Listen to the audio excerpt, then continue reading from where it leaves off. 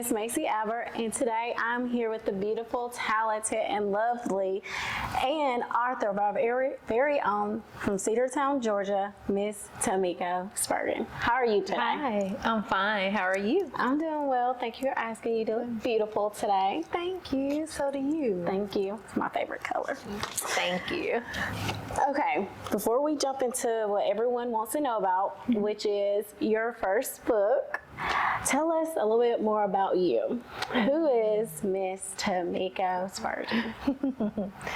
Well, I grew up here in Cedartown, Georgia, so I am from Cedartown, and I graduated here, graduated from Cedartown High School. My mom, her name is Darlene Spurgeon, which her last name is Friesen now. Okay. When I graduated from high school, we moved to New Orleans, and I lived in New Orleans for about 12 years until Hurricane Katrina. And so we're back here in Georgia. Now I live in Cobb County, and I work out in Cobb County as a nurse full-time. And I have 4 beautiful children, Kayla, Robbie, Sanaya, and Christopher. And other than that, I work a lot, spend time, with my family.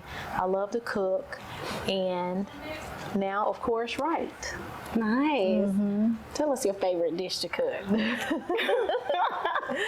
Ooh, I probably would say right now, the crab and shrimp pasta is what I like to make. And so I've been making that quite a lot, and even my coworkers that I work with, they also request that I make it too as well. So I would say that's my favorite dish right now. Oh, it sounds good. Sounds good. Thank you. Now, I know the book is inspired by your grandmother, and you talked about her unwavering strength and her how magical she was. I saw you write that. Tell us, the name of the book, tell us a little bit about her, and also how she became an inspiration for you to write this book. Well, the name of the book is The Story of Betty Ann Brown, the cleanest woman in town. And my grandmother, she moved to Cedartown. She's from Rockmart, Georgia. She moved to Cedartown at the age of 17 years old, and she came here to live with her father, Mr. Ezzie Brown. Okay. So as a teenager, she moved here, and she lived here for the rest of her life until she passed away December 28th. That was 1980 when she passed away. Actually, 1998, I'm sorry. And I pretty much grew up with my grandmother. My mom worked full time, and I spent a lot of time with my grandmother on a daily basis. And from those 2 ladies, they just showered me with so much love. And just, remembering being around the house, listening to other people in our community talk about how clean she was. And because that was her favorite thing to do, is clean on a daily basis. So I would hear people say, Betty's house is so clean you could eat off her floor. Or a lot of the funny stories that I'll hear people say is when you would come to her house, if she offered you something to drink, and you'll take a few sips, as soon as you sit the cup down, and then when you go back to take another drink, she has already taken the cup, and she's in the kitchen washing it, Really? So, yeah. And I just remember being little, watching her.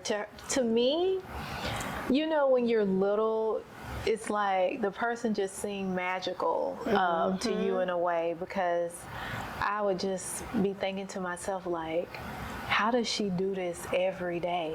And some of the things that she would do, I just kind of felt like it was extreme, cleaning, because she would, get up in a chair, she'll undo the screws from the light fixtures that surround the bowl. She'll take the light fixtures down. She's washing them, in a sink full of suds. She's taking like a mop bucket, filling it with bleach, and scrubbing off her front porch. Really? Yes. Oh, you know, so the porch, even though the porch is outside, Porch is clean. Eat off the porch if you want to. the porch had to be scrubbed, you know. So I just remember all of these things, and I don't know, you know, what it was. I just tell myself maybe it was God, you know, talking to me. And I just say maybe it's little whispers from God when you hear a voice, you know, on the inside of you. Yes. Yeah. And I don't know, it's just like 6 months ago, I was thinking about her a lot, and I don't know why I was just flooded with so many of those memories, you know, and stuff. And the memories were always there, but I guess they were just kind of tucked away. But I just started having them more and more. And also, too, I felt like I could feel her close to me. Yes. And something just told me, you know, to start sketching, you know, and stuff. And so after I get off from work, I would sketch a little bit, trying to draw her. And then something else was telling me, well, why don't you put some words with it, you know, and stuff. And so over time, you know, I noticed that I was sketching, and I was also coming up with words to go with the sketches. And so initially I was thinking to myself, well, this will be something good for me to maybe give my kids, because they didn't get to have that same experience that I had. Right. You know, with her. And it was only my oldest daughter that had the opportunity to meet her once. But at that time, my daughter was a baby. And so I was like, this would be nice, you know, for my kids to kind of get to have a little piece of my childhood memories. Right. Yeah. You know, and the experiences that I shared with my grandmother. And then what kind of changed everything is one day I called my mom, and we were having a conversation on the phone, and she was like, guess what? And I was like, what? And she said, I found some old photos, she said, of Mama cleaning. And I was like, what?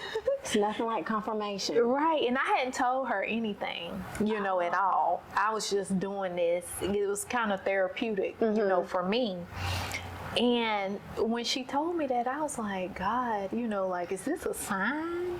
You know? Yeah. Because she found those photos. So when she told me she found those photos, that's when I went ahead and told my mom that I was sketching her, you know, and writing and things like that. And I said, well, maybe I might see if I can go further with this. And that's how it all began. Nice. And she sent me the photos, and it didn't take me long once I really got started, as far as like the writing part.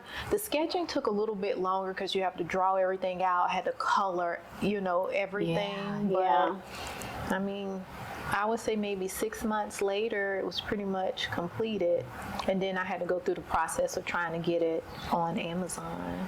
That's awesome. That is awesome, which kind of leads me into my next question is, what surprised you most about, if it was yourself, or about just being in that space of having confirmation and tell anyone? What surprised you the most about this process?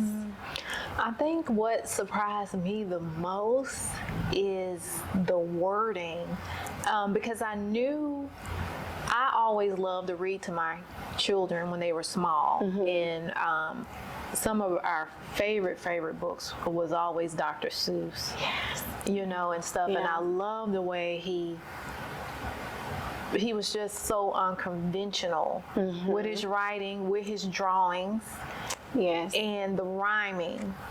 And I remember just hearing like the laughter of my children and the way that I would kind of manipulate my voice to fit certain characters, and it would just bring them enjoyment, and it brought me enjoyment too. I really enjoyed that. And so I knew that I wanted to make it rhyme, but I was surprised at the fact that when I started putting the wording with the illustrations, it came quick, you know, and stuff, because I was just amazed that that's why I feel like it's definitely, it isn't all me. I feel like it's also God too as well, and stuff like that, because it just kind of flowed and it was coming fast.